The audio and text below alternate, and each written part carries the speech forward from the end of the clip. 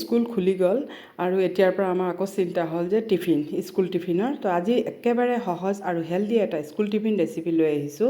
তাৰ কাৰণে মই 2/3 কাপ মানে চুজি লৈছোঁ আৰু চুজিখিনি অলপ ৰ'ষ্ট কৰি ল'ম। ইয়াত কোনো তেল দিয়া নাই, এইখিনি বিনা তেলে ৰ'ষ্ট কৰি ল'ম।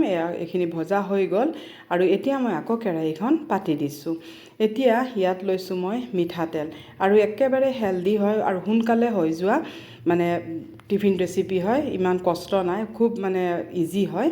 আৰু এতিয়া ইয়াত লৈছোঁ মই দুটা কণী ভাঙি লৈছোঁ আৰু কণীটো মই একেবাৰে অলপ হেৰিকৈ আকৌ পূৰা ভাঙি ল'ম, মানে গোটেই গুড়ি কৰি ল'ম মানে কণীটো ফ্ৰাই কৰাৰ পিছত। আৰু এই ধৰণে কণীটো হেৰি কৰি আৰু পূৰা ফ্ৰাই কৰি ল'ম। আৰু ল'ৰা ছোৱালীক অলপ হেল্ডিভাৱে টিফিনটো দিয়া দৰকাৰ হয়, কাৰণ গোটেই দিনৰ কাৰণে সিহঁতি ওলাই যায়, সেইকাৰণে টিফিনটো মই অলপ ভালকৈ দিওঁ। আৰু এতিয়া চাওক এইখিনি পূৰা মই একেবাৰে এই ধৰণে ভাঙি লৈছোঁ, একেবাৰে সৰুকৈ ভাঙি লৈছোঁ। বা যিটো বনাইছোঁ ৰেচিপিত দিও বনাব পাৰি, কিন্তু পিছত গোন্ধায়, এই ধৰণে বনালে নুগোন্ধায়। এতিয়া মই আকৌ তেল দি পেলাই ইয়াত দিছোঁ মই ক'লা সৰিয়হ আৰু কেইটামান জিৰা দিছোঁ আৰু মই নৰসিংহৰ পাত দিছোঁ। এইখিনি হোৱাৰ পিছত মই ইয়াত দিছোঁ সৰু কাটি লোৱা আদা, তাৰপিছত পিঁয়াজ, আৰু এইখিনি অলপ ভালকৈ মই ভাজি ল'ম। আৰু লগে লগে মই নিমখ দি দিছোঁ, পিঁয়াজখিনি সোনকালে কুক হৈ যাব। আৰু কেঁচা জলকীয়া দিছোঁ, এইটো অপশ্যনেল হয়, বেছি সৰু ল'ৰা ছোৱালী থাকিলে নিদিব। আৰু মই দিছোঁ হালধি আৰু জালুকৰ গুড়ি, এইটোত কিন্তু জালুকৰ গুড়ি খুব ভাল এটা টেষ্ট আনে। আৰু এতিয়া এইখিনি অলপ দেৰি মই ভাজি ল'ম। তাৰপিছত মই লৈছোঁ পানী, যিটো মই কাপেৰে চুজি লৈছিলোঁ সেই কাপেৰেই মই পানী লৈছোঁ। 2 কাপ মই পানী দিছোঁ। পানীখিনি যেতিয়া পূৰা উতল আহি যাব, সেই সময়তে মই ভজা চুজিখিনি ইয়াত দি দিম।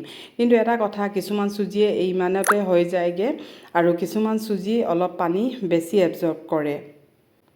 আৰু এতিয়া এইখিনি এই ধৰণে মই লৰাই থাকিম আৰু পূৰা মানে ভালকৈ অলপ লাম্পছ হৈ যাব। আৰু দেখিছে নহয় অলপ গোটা যেন লাগিছে, সেইকাৰণে মই আৰু আধা কাপ পানী দিছোঁ।